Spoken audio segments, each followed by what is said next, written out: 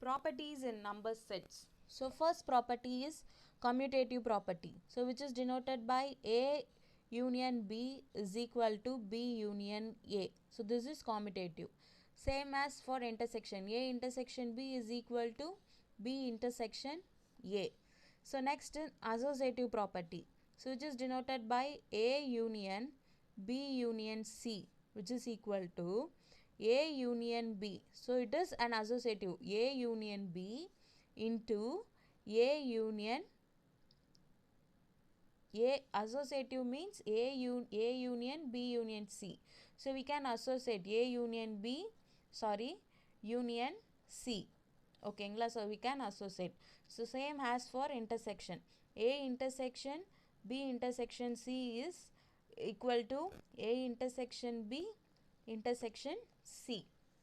Okay, so the next property is distributive property. So we can distribute the union or intersection. Okay, so A union B intersection C can be written as A union B.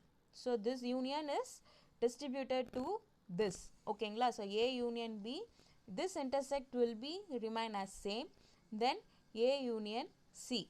So same as for another type, A intersection B union C, okay, which is equal to A intersection B union A intersection C.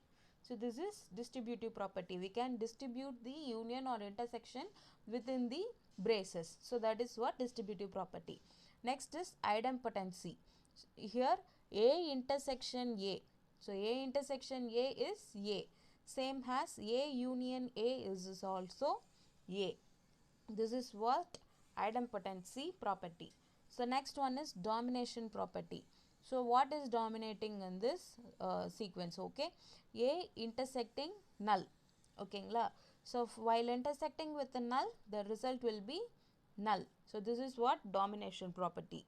Next, A union I. So here the domination thing is I, universal set.